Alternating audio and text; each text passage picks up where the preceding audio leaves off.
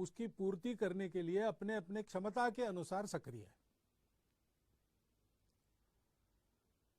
परंतु ये कठिन समय है, अपने लोग चले गए, उनको ऐसे असमय चले जाना नहीं था, परंतु अब गए, अब तो कुछ नहीं कर सकते। अब जो परिस्थिति है उसमें हम है, और जो चले गए वो तो एक तरह से मुक्त हो गए, उनको इस परिस्थिति का सामना अब नहीं करना है, हमको करना है। पीछे हम लोग हैं, हमको अपने आप को और अपने सबको सुरक्षित रखना है। और इसलिए हमको नेगेशनिज्म नहीं चाहिए, कुछ नहीं हुआ, सब कुछ ठीक है, ऐसा हम नहीं कह रहे। परिस्थिति कठिन है, दुखमय है, मनुष्य को व्याकुल करने वाली है, निराश करने वाली है, लेकिन ये परिस्थिति है, इसका स्वीकार करते हुए हम अपने मन को निगेटिव नहीं होने देंगे। हमको अपने मन को पॉजिटिव रखना है, शरीर को कोरोना निगेटिव रखना है और मन को पॉजिटिव रखना है। उस दृष्टि से इस श्रृंखला में मेरे पूर्व वक्ताओं ने बहुत सटीक, संपूर्ण ऐसी परामर्श की बात रखी है, स्पष्ट रखी है, सरल भाषा में रखी है, अनुभूति के आधार पर रखी है। मन की दृढ़ता की बात उन्होंने की है, कोरोना प्रतिकार के अपने प्रयासों की गति बढ़ाने की, उन प्रयासों को वैज्ञानिकता के आधार पर स्थापित करने की, सामूहिकता से काम करने की, एकता की, उसी प्रकार सत्य को पहचानते हुए, स्वीकारते हुए उसके आधार पर काम करने की बात कही है। अपने आप को ठीक रखना और समाज की सेवा करना, चिंता करना, इसका आग्रह उन्होंने किया है। वही बातें मुझे भी बतानी है, मैं अपनी भाषा में बताऊंगा, क्योंकि वो अनुभूत बातें हैं। मुख्य बात मन की है। पहली, मन अगर हमारा थक गया, हार गया, तो हम तो जैसे किसी सांप के सामने चूहा एकदम निष्क्रिय होकर, कुछ भी न करते हुए लूला होकर बैठ जाता है, कुछ करता ही नहीं अपने बचाव के लिए। ऐसी समस्या के सामने हमारी स्थिति हो जाएगी। ऐसी हमको होनी नहीं देनी है और ऐसी हमारी स्थिति नहीं है। हम कर रहे हैं, सारे चित्र को देखते हैं तो जितना दुख है उतनी ही आशा है। ऐसे परिस्थिति में समाज की कुछ विकृतियां बाहर आती है, बात सही है, लेकिन जितनी विकृति बाहर आ रही उससे अधिक सत्कृति बाहर आ रही। बहुत से लोग सब प्रकार के, सब आर्थिक स्तरों से, समाज पर यह संकट है, सब पर संकट है, इसका भान रखकर स्वयं की भी चिंता कर रहे हैं और उनसे जितनी बनती है उतनी समाज की भी चिंता करती है। ऐसे उदाहरण बहुत हो रहे हैं कि अपनी चिंता किए बिना दूसरों की चिंता, दाई नीड इज ग्रेटर, इस प्रकार की वृत्ति का दर्शन समाज कर रहा है। इसको हमने ध्यान में रखना चाहिए। निराशा की परिस्थिति नहीं है, लड़ने की परिस्थिति है, कठिन परिस्थिति है, लेकिन परिस्थिति तो अपने मन के प्रतिभाव पर निर्भर करती है। क्या ये निराशा, ये रोज 10-5 लोगों के, अपरिचित लोगों के जाने के समाचार का सुनना, मीडिया के माध्यम से परिस्थिति बड़ी विकराल है उसका घोष निरंतर सुनना, ये हमारे मन को उदास बनाएगा, कटु बनाएगा? ऐसा नहीं होता। ऐसा होने से विनाश ही होता है। ऐसा अभी तक हुआ नहीं है मानवता के इतिहास में, इसलिए ऐसी सब प्रकार की बाधाओं को लांघकर मानवता आगे बढ़ी है, अब भी बढ़ेगी। संघ के संस्थापक डॉक्टर हेडगेवार, उनकी किशोरावस्था में उनके माता पिता दोनों, ऐसी ही महामारी चल रही थी नागपुर में प्लेग की, उसमें स्वयं की चिंता किए बिना समाज के लिए काम करते थे। उस समय तो दवाइयां भी नहीं थी। अगर समाज की चिंता करेंगे तो निश्चित रूप से हम पर भी गाज गिरेगी, ये मानकर चलना पड़ता था। ऐसे समय में प्लेग के रोगियों की सेवा करते करते एक ही दिन में दोनों चले गए। डॉक्टर हेडगेवार किशोर आयु के थे उस समय, डॉक्टर नहीं बने थे, केशव कहे जाते थे। उस संवेदनक्षम आयु में उनके मन पर परिणाम क्या हुआ? क्या उनका जीवन आगे कटुता से भर गया, क्रोध से भर गया, निराश हो गए? ऐसा नहीं हुआ। इस वियोग के दुख के विष को पचाकर उन्होंने उसमें से संपूर्ण समाज के प्रति निरपेक्ष आत्मीयता का स्वभाव बनाया।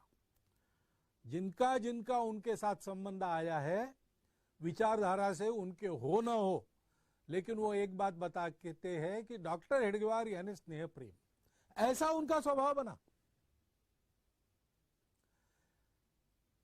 जब विपत्ति आती है तो हमारी प्रवृत्ति क्या होती है?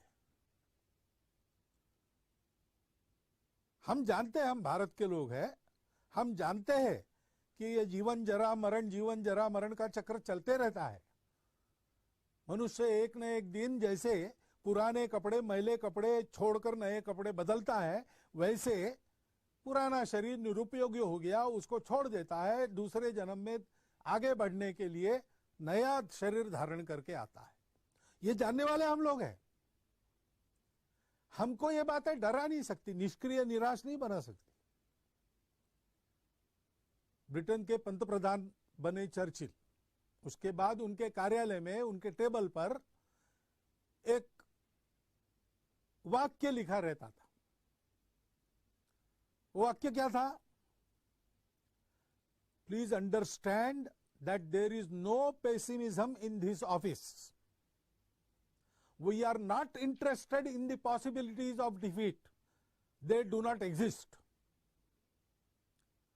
हम हार की चर्चा में बिल्कुल रस नहीं रखते, क्योंकि हमारी हार नहीं होने वाली है। हमको जीतना है। संपूर्ण राष्ट्र को अपने उत्साह से, अपने वक्तृत्व से, अपने करने से चर्चिल ने इस मनस्थिति पर खड़ा किया कि चाहे जो हो, हम हारेंगे नहीं, हम शरण नहीं जाएंगे, हम जीतेंगे। और वो जीते, विपरीत परिस्थिति में जीते। उस समय का डाटा अगर फीड करते कंप्यूटर में, तो कंप्यूटर कहता कि इंग्लैंड बेचिराग हो जाएगा। लेकिन लगातार महीना भर दिन रात बम के रेड़ों को झेलकर ब्रिटेन की जनता ने अपने देश को केवल टिकाया नहीं, तो उस शत्रु को पूर्ण परास्त किया। ये क्यों हुआ? क्योंकि ये प्रवृत्ति ही ऐसी थी। सामने जो संकट है, जो दुख है, जो अंधकार है, उसको देखकर वो निराश नहीं हुए, उन्होंने उसको एक चुनौती मान लिया।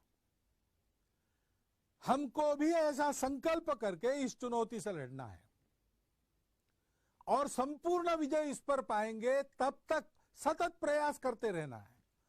संकल्प की दृढ़ता का जैसे महत्व है, वैसे प्रयास के सातत्य का महत्व है। पहली लहर आने के बाद हम सब लोग जरा गफलत में आ गए। क्या जनता, क्या शासन, क्या प्रशासन मालूम था? डॉक्टर लोग इशारा दे रहे थे, फिर भी थोड़े गफलत में आ गए, इसलिए संकट खड़ा हुआ। अब आगे तीसरे लहर की चर्चा कर रहे हैं, तो डरना है क्या उस चर्चा के कारण? डरना नहीं है। अगर वो आती है तो जैसे चट्टान पर टकराकर सागर की लहर चूर चूर होकर वापस लौटती है, वैसे उस आपत्ति को लौटना पड़े, ऐसी तैयारी हमको करनी है। ये प्रवृत्ति चाहिए, उसकी आवश्यकता है, और उस दृढ़ता के साथ सतत प्रयास हमको करने हैं। समुद्र मंथन के समय कितने ही रत्न निकले, लेकिन उन रत्नों के आकर्षण से प्रयास बंद नहीं हुए, मंथन चलता रहा। हलाहल विष जैसी भीति भय उत्पन्न हुआ, लेकिन उसके कारण भी प्रयास से विरत नहीं हुए। अमृत प्राप्ति होने तक प्रयास चलते रहे। और इसलिए सुभाषित में कहा है, रत्नैर महाहैर स्तुतुषुर्न देवा, उससे तोषित नहीं हुए, तुष्ट नहीं हुए। न भेजिरे भीम विषयम भीतिम, हलाल जैसा कराल विष, उसके कारण भी डरे नहीं। सुधाम विना न प्रयोयुर्विराम, अमृत मिलते तक उनके प्रयास चलते रहे। न निश्चितार्थात विरमंती धीरा, धीर लोग जो रहते हैं, धैर्यवान लोग रहते हैं, वो प्रयास सतत जारी रखते जब तक उपलब्धि होती नहीं पूरी की पूरी। हमको वैसे करना है, और स्वाभाविक आपत्ति सारी मानवता पर है। भारत को अपना उदाहरण रखना है, पूरे भारत को एक समूह के नाते सारे भेद भूलकर दोष गुणों की चर्चा अभी उसको विराम देकर, उसके लिए बाद में समय मिलेगा। अभी तो हमको सबको एक टीम के नाते काम करना है, मिलकर काम करना है। गति बढ़ाने की बात श्रीमान अजीम प्रेम जी ने की, स्पीड चाहिए। वो स्पीड कैसे तैयार होगा?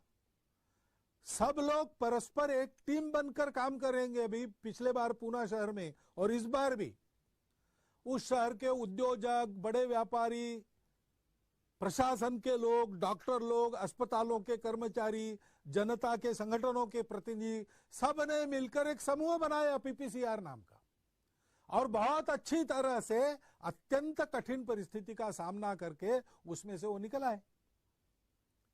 सर्वदूर ऐसा सामूहिक प्रयास चलना चाहिए।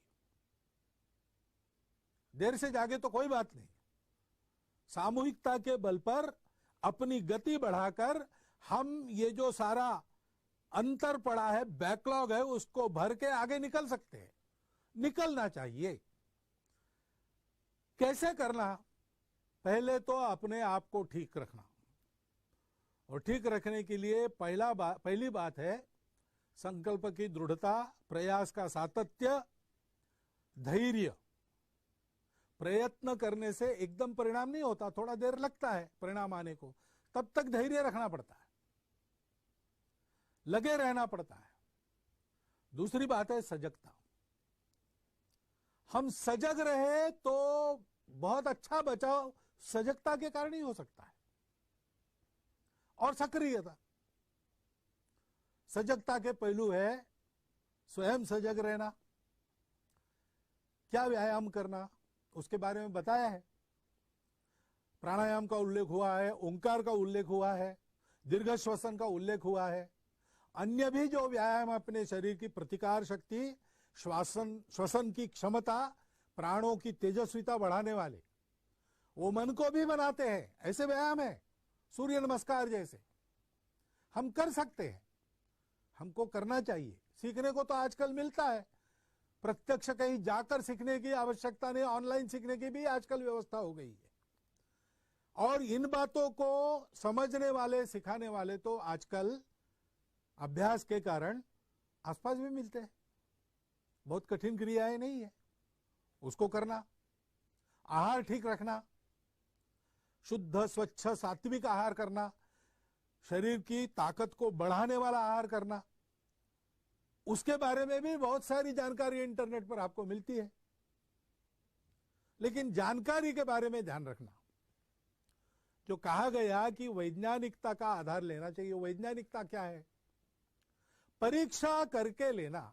कोई कहता है इसलिए वो ठीक है, ऐसा नहीं है। टेक्स्ट बुक में लिखा है इसलिए सबको लागू होगा, ऐसा भी नहीं है। नया है इसलिए ठीक है, पुराना है दकियानुसी है, ऐसा भी नहीं है। और पुराना है इसलिए ठीक है और नया है इसलिए बेकार है, ऐसा भी नहीं है। जो भी आ रहा है उसको परख के लेना चाहिए।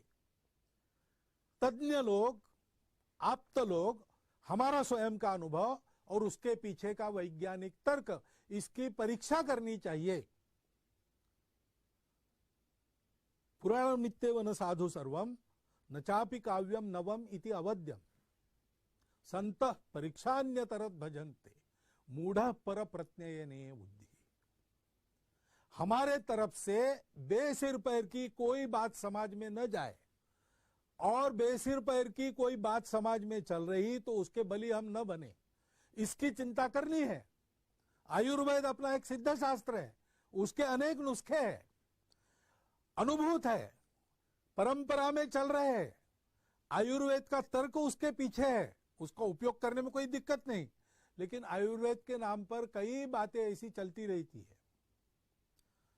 कोई बताने वाला व्यक्ति, उसको उसका लाभ होता होगा तो हो, लेकिन सबके लिए बताने लायक वो बातें तब तक नहीं है जब तक वो इस वैज्ञानिकता के तर्क के आधार पर, लंबे अनुभव के इतिहास के आधार पर और शास्त्रों के आधार पर सही नहीं उतरती।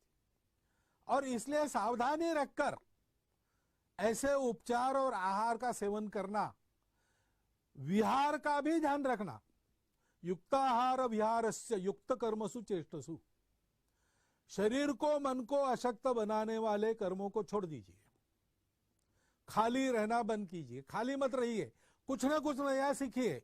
अपने परिवार के साथ गपशप कीजिए, अपने बच्चों को अधिक अच्छा समझिए, अपने बच्चे हमको अधिक अच्छा समझे, ऐसा संवाद कायम करें। कई बातें हैं, कुटुंब को भी प्रशिक्षित किया जा सकता है, ऐसा समय हमारे पास मिला है, उसका उपयोग कीजिए, खाली नहीं रहना। और युक्त आहार विहार में मुखाच्छादन पहनना, मास्क का उपयोग करना, इसकी दक्षता ये अनिवार्य है। पर्याप्त अंतर पर रहकर एक दूसरे से संबंध रखना आवश्यक है, अनिवार्य है। वैसे ही स्वच्छता का पालन करना, सैनिटाइजेशन करते रहना, सारी बातें मालूम है हमको। अनदेखी होती है, असावधानी होती है, और जब सावधानी हटती है तब दुर्घटना घटती है। इसलिए सजगता रखना। थोड़ी सी आशंका हो गई कि कुछ गड़बड़ है तो उपचार के लिए संकोच मत करना। कुछ लोग कोरोना का पॉजिटिव होना बड़ी बदनामी मानकर छुपा के रखते हैं, जल्दी उपचार नहीं लेते। अस्पताल में जो वातावरण रहता है उसके डर के मारे एडमिट होने में आनाकानी भी करते हैं। और दूसरा सिरा यानी भय के कारण अनावश्यक उपचार करते हैं, अनावश्यक एडमिट होते। तब यह होता है कि जिसको वास्तविक जरूरत है उसकी जगह बुक हो जाती है, उसको नहीं मिलती। और इसलिए तुरंत वैद्यकीय सलाह लेकर वो जैसा कहते हैं वैसा करना, निसंकोच करना। समय पर इसके उपचार होते हैं तो बहुत कम उपचारों में, बहुत कम दवाइयों में प्राथमिक सावधानियां बरतने से भी इस बीमारी से आदमी बाहर आ सकता है। इसलिए उसकी चिंता करनी चाहिए। और ये हम कर रहे हैं, जो जो हमारे संपर्क में आते हैं उन सबको बताना चाहिए, उनसे करवा लेना चाहिए। जन प्रबोधन और जन प्रशिक्षण का बड़ा महत्व है। हम अपने स्तर पर, अपने संपर्क के दायरे में जो जो आते हैं उनसे ये संवाद कर सकते हैं। और जन प्रबोधन, जन जागरण के प्रयास जो लोग कर रहे हैं उनके कार्य में भी सहभागी हो सकते हैं। और प्रत्यक्ष सेवा करनी है। जिनके स्वास्थ्य पर कोरोना का आघात हुआ है उनकी सेवा करनी है, उनके लिए बेड चाहिए, व्यवस्था करनी है, ऑक्सीजन चाहिए, उपयोगी व्यवस्थाएं खड़ी करने में और सेवा करनी है। कई प्रकार की सेवाएं स्वास्थ्य को लेकर इसमें करनी है। पहली लहर में हमने कुछ की थी, अब कुछ अधिक प्रकार करने की आवश्यकता है। करने में बहुत लोग लगे हैं, हम उसमें सहभागी हो जाएं। बच्चों की शिक्षा पिछड़ने का ये शायद दूसरा वर्ष होगा, तो अनौपचारिक शिक्षा के माध्यम से वर्ष में फिर उनकी परीक्षा होगी कि नहीं होगी, प्रमोट होंगे कि नहीं, इसकी चिंताएं छोड़कर कम से कम वो ज्ञान जो वो 2 साल में प्राप्त करने वाले थे उसमें वो पिछड़ न जाए, इतनी चिंता समाज के नाते हम अपनी तरफ से कर ले। बाकी व्यवस्थाएं क्या होगी देखा जाएगा। ऐसे ही बहुत से लोग फिर से रोजगार बंद हो गया, जिनका हाथ पर पेट है, रोज का रोज कमाते, उनकी परिस्थिति बड़ी कठिन है, उनकी सुधि लेनी चाहिए। कम से कम वो भूखे न रहे, उनके घर के लोग भूखे न रहे, इतनी तो चिंता करनी चाहिए। हम अपने दायरे में जो लोग हैं उनको देख सकते हैं, उनकी क्या स्थिति है समझ सकते हैं, उनकी सेवा कर सकते हैं। और ऐसी सेवा देने वाले सब संगठन काम कर रहे हैं, उनके साथ हम भी लग सकते हैं। कल इसके कारण रोजगार की, कमाई की, आर्थिक क्षेत्र में हमारे पिछड़ने की, हमारे अर्थव्यवस्था की गति कम होने की समस्या खड़ी हो जाएगी। अनेक प्रकार से उसका सामना अभी से करना प्रारंभ करना पड़ेगा। स्किल ट्रेनिंग से लेकर सारी बातें, उसमें हम जितना कर सकते समाज के नाते और व्यक्ति के नाते हमको करना चाहिए। ऐसा रोजगार करने वाले लोगों को ढूंढकर उनसे खरीदना चाहिए। अभी गर्मी के दिन चल रहे, ठंडे पानी की मशीन घर में मत लगाओ। कोई मिट्टी का मटका बनाने वाला अगर है, उसका रोजगार आज मार खा रहा है, उसका मटका आप खरीदो। ऐसा हम विचार कर सकते हैं। ऐसा विचार करके बरतना और ऐसे प्रयास करने वालों के सारे इसमें सहभागी होना, ये सारी जो परिस्थिति की चर्चा हो रही और आने वाले परिस्थिति की चर्चा हो रही, वो पैनिक क्रिएट करने के लिए नहीं है, भीति क्रिएट करने के लिए नहीं है। वो तो हमको आगाह किया जा रहा है तैयारी के लिए। नियम व्यवस्था और अनुशासन का पालन करते हुए हम चले, समाज को चलाएं, और ये सेवा हम करें, करने वालों के साथ समाज के नाते हम भी सहभागी हो। ऐसा हम करेंगे तो हम आगे बढ़ेंगे। हमें जीतना है, हमारा संकल्प है। कुछ बात है कि हस्ती मिटती नहीं हमारी, ऐसा हमारा देश है। तो इतने साल में मिटा नहीं, इतने भयानक संकटों को झेलकर मिटा नहीं, तो होगी महामारी, विश्वव्यापी होगी, बड़ा छुपा शत्रु होगा, बड़ा रूप बदलने वाला होगा, कठिन जंग लड़नी होगी, लेकिन लड़नी ही होगी और जीतनी ही होगी। हम जीतेंगे, ये हमारा दृढ़ संकल्प है। परिस्थिति आई है, वो हमारे सद्गुणों की परख करेगी, हमारे दोषों को भी दिखा देंगी। दोषों को दूर करके सद्गुणों को बढ़ा के ये परिस्थिति हमको प्रशिक्षित करेगी। ये हमारी धैर्य की परीक्षा है। ये धैर्य, ये महत्व की बात है। एक वाक्य का आप स्मरण रखिए, success is not final, failure is not fatal. यश अपयश का खेल चलते रहता है। Success is not final, failure is not fatal. The courage to continue is the only thing that matters. यूनान मिस्र रोमा सब मिट गए जहां से, कुछ बात है कि हस्ती मिटती नहीं हमारी, ऐसा हम कहते हैं।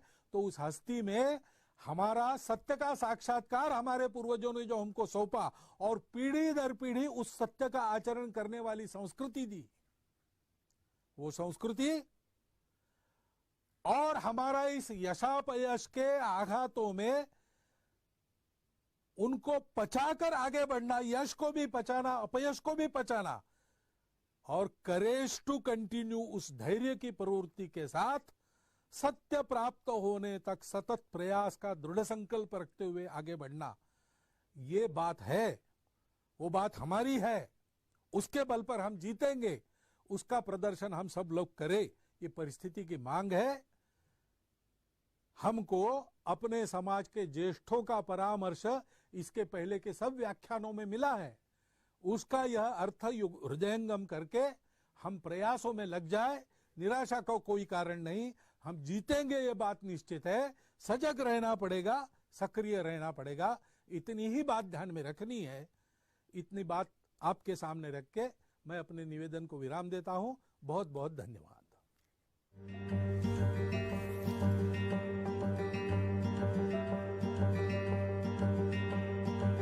एक्टिव केसेस थे वह घटते घटते अब 15.1% हो चुके हैं।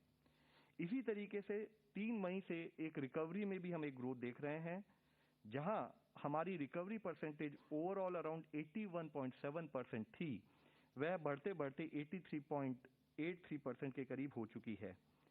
पिछले